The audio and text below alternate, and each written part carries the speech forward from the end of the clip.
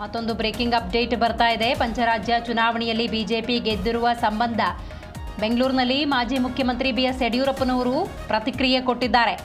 ನರೇಂದ್ರ ಮೋದಿ ಮೇಲಿಟ್ಟಿರುವಂಥ ನಂಬಿಕೆ ಜನಸಾಮಾನ್ಯರನ್ನು ದೃಢಪಡಿಸಿದ್ದಾರೆ.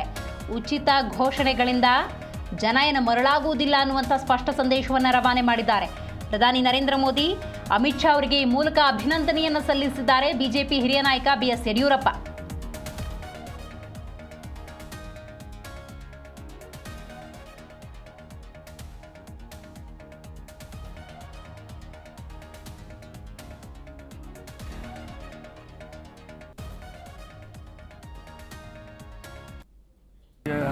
Today's results across the 5 states confirm the people's strong faith in the leadership of Honorable Prime Minister Narendra Modi ji.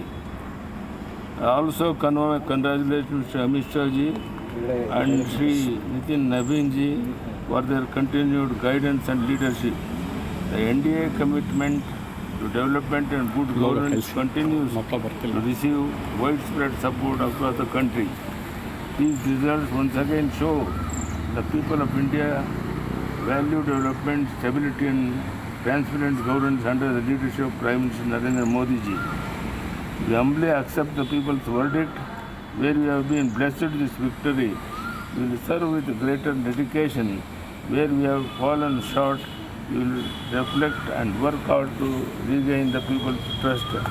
I sincerely appreciate the tireless efforts of our Karyakartas whose commitment and hard work remain the backbone of our party.